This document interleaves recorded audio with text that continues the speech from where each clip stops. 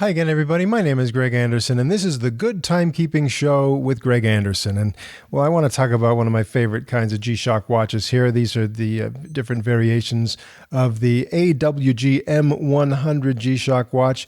Here are some that do the same things with a different, larger module. So GAW100 watches, and this is a G-Steel watch that also does all the same things. So obviously, I'm a big fan of these watches. And hey, I recently got another one. So let me just show you. This is the first AWG-M100 that I ever bought. It was just kind of an experiment, see if I like it, and I did. That's why I decided to buy all those other colors, right? And I got some pretty good deals on watches. Eventually, I got a duplicate of that watch right there, and I went ahead and put a bracelet on it. See, there was one version of this watch, more than one, but just a few, that came with a bracelet. So I was able to order this bracelet as a separate item and put that on one of these watches. So even though these are the same model, one has a bracelet, one has a band, that's kind of fun. And so I was able to get some other ones. Now this one was part of a fire package set. I got that. I got some, this has like a dual color on the band. So that's kind of fun. This one was interesting here. I found this at Sam's Club, and you see how it's got the gold, the gold around the face there, gold color hands there. Also has the gold tone on the buttons, or if you want to call them pushers, that's okay with me. You want to call them pushers, I'll call them buttons. And look at how the buckle also has gold tone on there. So that was kind of fun to get one with that gold tone on there, even though it has the negative display. And normally I'm not a big fan of the negative display. Hey, but this one was a good deal, and it looked cool. And I decided to also try out, I was originally, this is the one that was more common. You see this all over the place, sort of the base model for the USA. And I was reluctant to get it because I thought that red hour hand just kind of didn't look right to me. I didn't really like the color scheme with that red hour hand. But once I got it, I bought this used, by the way, off of eBay. So it's in great shape. But I figured I didn't want to spend a ton of money on it in case I didn't like it. Once I got it, I decided I did like it, so it's all right. I might one of these days just go ahead and get a brand new one of these just because. But this isn't bad at all, and it's a good bargain.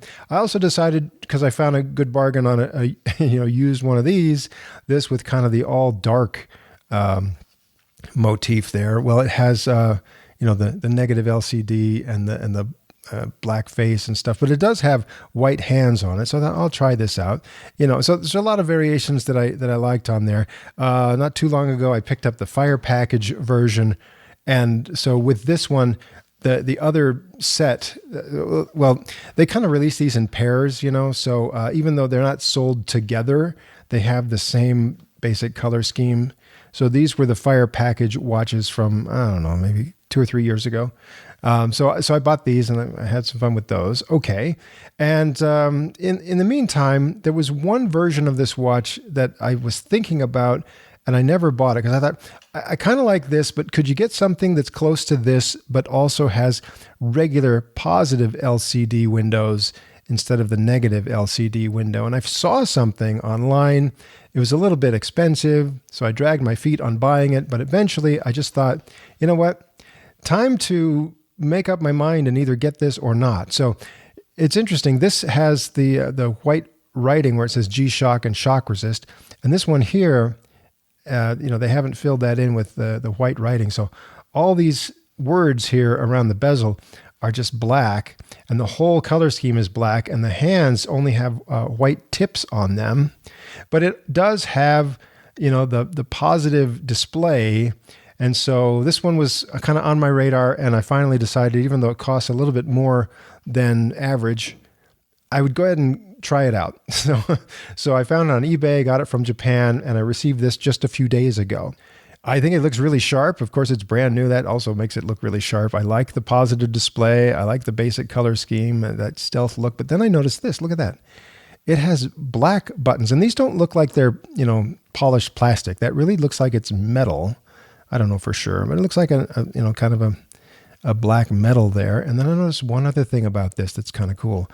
That buckle there is also looks like a black, a black colored of the buckle there. It doesn't look like it's plastic. It looks like it's metal. but we'll see. So anyway, yeah, very stealthy, very ninja or something like that with all that black on it. And actually, when I noticed the black buckle, it kind of threw me off, okay? Because my original plan was to take this really sharp looking special watch and just put a bracelet on it, because I kind of like the bracelet. You know, I put a bracelet on this watch here. This was kind of special, but it didn't come with a bracelet. It came with a band, so I put a bracelet on there. And the bracelets aren't too cheap. You can't get these from like a third party. I had to get the official Casio version of a combi bracelet. So, you know, being a little bit judicious about how many bracelets I get. But I thought this one would be special enough I'd put a bracelet on it. And in fact, look at this. I have the bracelet. I already ordered it. I already received it. The bracelet is ready to put on this watch, but I'm dragging my feet now on that decision because this buckle is so special. What do you think I should do? Should I put this to a vote? Let the viewers decide. Do I go ahead and take off this watch band with its special black buckle there and go ahead and replace it with a bracelet, or not? What should I do? I think, you know, if I decide not to change it, I can always use the bracelet on this. That would be kind of special. You know, that's an interesting thing. Add a bracelet to that. I don't know. I just don't know what to do. But anyway, if you're thinking about this, you know, with everything that's been going on in the world these last few years, and it's kind of some economic uncertainty in that, I kind of decided some of these watches that have been on my wish list or my watch list for a long, long time, the time has come to make up my mind and do something about it. Either buy it or take it off of the watch list and just don't even think about it anymore. What was I going to do? So that was kind of my motivation to say, yes, I do want to finally buy this one. And so that's kind of my message to myself, and maybe a message to you as well. If there's something you've been thinking about, since it's a little bit hard to predict sometimes if Casio is even going to discontinue these, if they're suddenly going to become very rare, collectible, very expensive, you know, maybe, again, if you've been thinking about it for a long time, go ahead and do something. Either stop thinking about it or buy it. I tend to think about my watch purchases for a long, long time. Really think it through. Really put it on that watch list and really keep track of whether that price is going up or down. As soon as I see some significant movement there, you know, I decide it's time to act. And so that's what happened with this. Now, I have other videos where I've shown off these watches and I've gone in depth on all the functions and features. But since I'm here right now, and this watch here, it's the same as all these others, does all the same things, just different colors and stuff. But let me just quickly go through the functions and features. As you see, 3 LCD windows and the analog hands there. The analog hands are always going to show you the local time. There it's showing you either the a redundant digital readout of the local time, or if I press this button, it just could be today's date. The seconds readout is there, and there is the day of the week, and that RCVD means that it has successfully received atomic time information the last time it tried. Yes, this watch that's all the features I like. It's solar powered. So that's Casio's Tough Solar, means that there's a solar cell built into the face of the watch. The watch will charge its own power supply with normal exposure to everyday lighting as you use the watch. So you could go for many, many, many years without ever having to change a battery thanks to Tough Solar.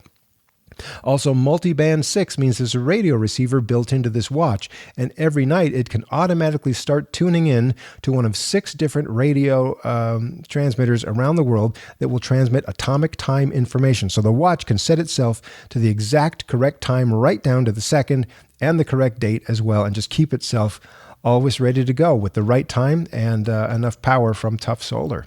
In addition to those features, go through the modes here. World time mode, where you can choose some other time zone in a different part of the world, and that'll show up here in this window while the local time remains right there. But you can quickly swap the local time with world time. I think it's those 2 buttons right there. See, I just did that. So my local time is now the world time, and you see the hands are racing around to become the local time. So UTC is now the local time on this watch, and the Denver or Mountain time zone is now the world time on this watch. Or, of course, I can change that back to normal because, you know, that's what I want. So next mode is a stopwatch mode, and it's a 60-minute stopwatch with minutes, seconds, and hundredths of a second. And if you get that going, it'll just go and go and go for up to an hour. And if you don't stop it, it resets to 0 and just keeps on going. So that's what the stopwatch does.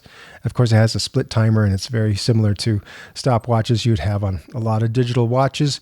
There's also a countdown timer that's up to a 100-minute countdown timer, so you can set the number of, let's see here, minutes and seconds for your countdown timer, anywhere from 1 second up to a full 100 minutes.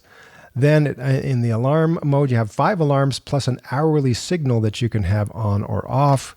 And there you're back to normal. These little windows here, if you look close enough, this indicates whether it's showing daylight saving time. This indicates whether the automatic light feature is turned on. So when it's in the dark and you raise your wrist like that to look at it, it will automatically turn on a little light. It's not super effective, but it works pretty well. Then low, medium, or high, that tells you the state of the power on your internal battery or capacitor there. That tells you whether any of the alarms are set to go. This little indicator showing you whether the hourly signal is set to go. This tells you whether your watch is in mute mode. If it's not in mute mode, then it makes a little beep every time you press a button to change modes and stuff. But if it's in mute mode, it doesn't do that. But when it's in mute mode, it will still make sounds for the alarms and the countdown timer and that sort of thing. And then the hands, you can make the hands move out of the way. If I hold this button down, then the hands, see that's flashing right there, hands. It kind of parks the hands out of the way so that they will not block the view of any of these windows. So if I don't do anything now for about an hour, don't push any buttons, then the hands will go back to normal. Or again, I can just hold that button down to make the hands go back to normal again. But if you're using, a timer or stopwatch and you really don't want those hands to be blocking the windows, then that's one way to make them temporarily get out of the way. So all of these watches will do that. And this one is just a nice, unique color scheme. So I had to try it out and I like it. And of course, I'm going to keep it because I keep all my watches. And if you're interested at all, go ahead and look it up. Interested in those other things, I would recommend shockbase.org. It's a great resource where you can look up a model and it'll show you every variation of that watch that's out there. And so that's just a nice thing to look at. I've discovered some of these that I wasn't otherwise aware of by looking them up on shockbase.org. Then I can get the exact model and see if I can find it somewhere online if I want to buy it, eBay or some other source. So anyway, that's all for now. I have a decision to make about that buckle there, or replace this with a bracelet. I still don't know what to do. So help me out. And of course, I have more videos coming up. So I hope you will continue to come back so you can watch more episodes of the Good Timekeeping Show.